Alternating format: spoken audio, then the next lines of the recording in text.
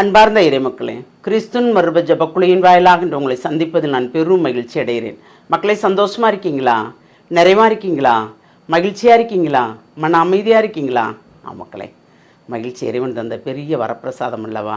இன்று நமக்கு அவர் என்ன இறைவார்த்தை தருகிறார் பார்ப்போமா? இறைவாக்கினர் எசையா எழுதிய நூல் அதிகாரம் 62 இறை வார்த்தை 5 மற்றும் 8, 9. இளைஞன் கன்னிப்பெண்ணை மணப்பது போல் உன்னை எழுப்பியவர் உன்னை மணந்து கொள்வார். மணமகன் மணப்பெண்ணில் மகிழ்வது போல் உன் கடவுள் உன்னில் மகிழ்வார். ஆண்டவர் தம் வழக்கையின் மேலும் வலிமை மிக்க தம் புயத்தின் மேலும் ஆணையிட்டு கூறியது, உன் தானியத்தை இனி நான் உன் பகைவருக்கு உணவாக கொடுக்க மாட்டேன். உன் உழைப்பால் கிடைத்த திராட்சை ரசத்தை வேற்றின மக்கள் பருக மாட்டார்கள். அறுவடை செய்தவர்களே அதை உண்டு ஆண்டவரை போற்றுவர். பழம் பறித்தவர்களே என் தூயக சுற்று முற்றங்களில் ரசம் பருகுவர். பிரேஸ் த லார்ட்.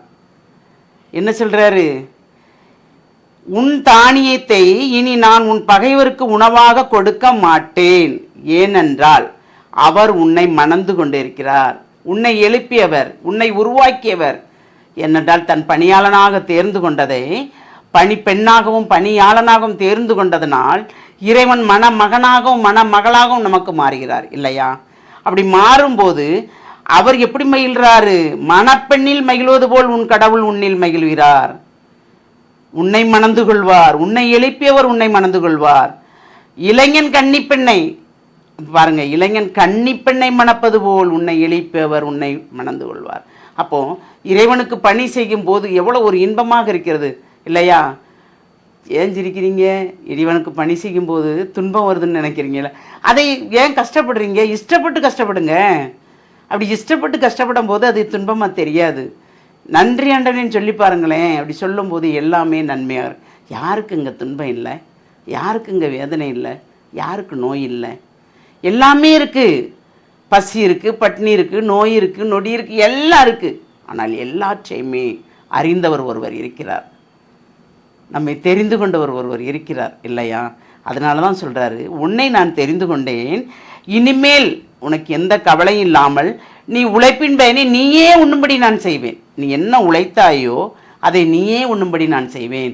இந்த வரம் நான் தருவதல்லவா? என்னென்னா நான் உழைப்போம், வேறொரு உண்ணுவர். அப்படி தானே? நிறைய அப்படி தானே நடக்குது.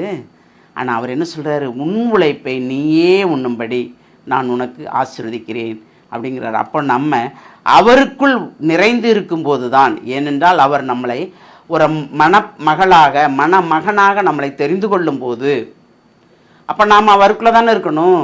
அப்படி அவருக்குள் இருக்கும்போது நமக்கு இருநிலை இல்லாமல் ஒரே நிலையில் இருந்தோம் என்றால் எல்லாமே நிறைவாக இருக்கும். அந்த நிறைவு தான் இறைவன் தருகிற வார்த்தை. அந்த வார்த்தையை கொண்டு தான் நாம் வாழ்வாக்குகிறோம். நாம் வாழ போகின்றோம். இன்று என்ன செய்ய போகிறோம் என்று இறைவனிடம் சொன்னால் அனைத்தையுமே அவர் நமக்கு நிறைவாக செய்து தருவார். தருவாரா மாட்டாரா? தருவாருங்க. தருவார் என்ற நம்பிக்கை தான் நம்மளை வாழ வைக்கிறது இல்லையா? அப்போ நாம் இறைவனுக்கு உகந்த வாழ்க்கை வாழும்போது எல்லாமே நிறைவாக இருக்கும். அந்த காலத்திலும் இறைவாக்கினர்கள் அப்படித்தானே. துன்பப்படாத இறைவாக்கினர் யார் உண்டு? யாரையாவது ஒரு ஆளை சொல்லுங்களேன் பார்ப்போம். சொல்ல முடியாது. ஏனென்றால் துன்பத்தின் வாயிலாக தான் நாம் இறைவனை நெருங்க முடியும். நம்மை வெறுத்து இறைவனிடம் போக வேண்டும். நம்மை அன்பு செய்து இறைவனிடம் போக வேண்டும்.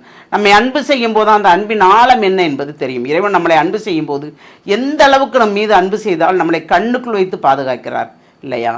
அந்த பாதுகாப்பே ஒரு பெரிய வரப்பிரசாதம் அல்லவா? அந்த வரப்பிரசாதத்தை நாம் பெற்றுக்கொள்ள அவரிடம் மன்றாடுவோமா? எல்லாம் வல்ல இறைவா, தெரிந்தெடுத்தவர் நீர் ஆண்டவரே. ஒவ்வொரு நொடிப்பொழுதும் நீர் எங்களை கண்ணுக்குள் வைத்து பாதுகாக்கிறீர். ஆமாண்டவரே, அதை நாங்கள் கண்டுணர்கிறோம். என்ன இருந்தாலும் இல்லாவிட்டாலும் நீர் எங்களோடு இருக்கிறீர். நாங்கள் படுகின்ற ஒவ்வொரு காரியங்களையும் செய்கின்ற செயல்களையும் நீர் பார்த்து கொண்டு இருக்கிற அந்த எண்ணமே எங்களை ஆசீர்வதிக்கிறது ஆண்டவரே.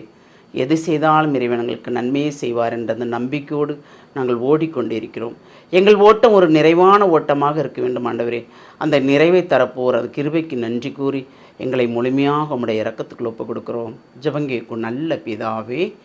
ஆமேன், ஆமேன், ஆமேன்.